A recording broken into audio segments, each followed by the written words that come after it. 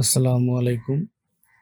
আপনারা সকলেই জানেন গত ১২ই মার্চ মঙ্গলবার বাংলাদেশি মালিকানাধীন জাহাজ এমভি আবদুল্লাহ ভারত মহাসাগরে সোমালিয়া জলদস্যু কর্তৃক অপহৃত হয়। এই সময় জাহাজটিতে ৩ জন ক্যাপ্টেন সহ টোটাল ২৩ জন নাবিক ছিল। জাহাজটি আফ্রিকার দেশ মোজাম্বিক থেকে ৫০,০০০ টন কয়লা নিয়ে দুবাই যাচ্ছিল। এর আগে কেএসআরএম গ্রুপের আরেকটি জাহাজ ২০১০ সালে একইভাবে অপহরণের শিকার হয়।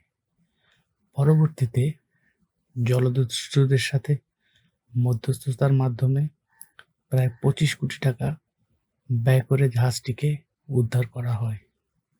এমভি আবদুল্লাহ জাহাজটির বর্তমান অবস্থান সোমালি উপকূল থেকে প্রায় ৪ নটিক্যাল মাইল দূরে। ১ নটিক্যাল মাইল সমান ১.৮৫ কিলোমিটার প্রায়। জাহাজটির মুক্তিপণ হিসেবে $৫০ লক্ষ দাবির কথা শোনা গেলেও এখন পর্যন্ত জলদস্যুরা মালিকপক্ষের সাথে কোনো রকম যোগাযোগ করেনি। জলদস্যুরা খুব চালাকির সাথে এমভি আবদুল্লাহকে অপহরণ করেছে। প্রথমে তারা ইরানি মাছ ধরার জাহাজ রুয়েনকে প্রায় মাসখানেক আগে অপহরণ করে।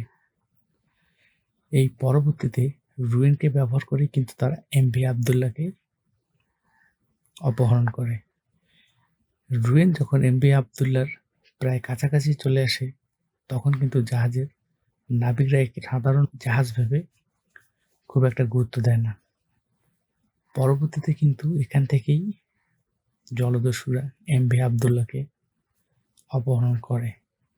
এমভি আবদুল্লাহ অপহরণের পিছনে কিন্তু বেশ কিছু কারণ আছে।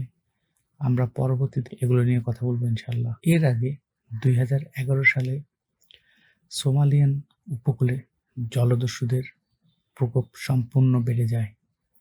তারা এক বছরে টোটাল ১৬০টি জাহাজ অপহরণ করে এবং পরবর্তীতে সেই সংখ্যা বেড়ে দাঁড়ায় ৩৫৮টি। সেই সময় ইউরোপীয় ইউনিয়নের নৌবাহিনী ভারত মহাসাগরে টহল জোরদার করলে পরবর্তীতে তারা তাদের কার্যক্রম সাময়িক স্থগিত করে। পরবর্তীতে গত বছর থেকে তারা ভারত মহাসাগরে আবার সক্রিয় হয়ে ওঠে।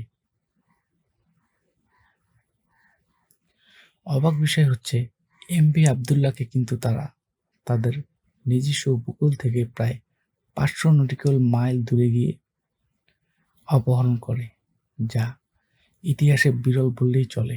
বাংলাদেশের সকল নাবিক নিরাপদে ফিরে যাক তাদের গন্তব্যে, এটিই আমাদের কাম্য।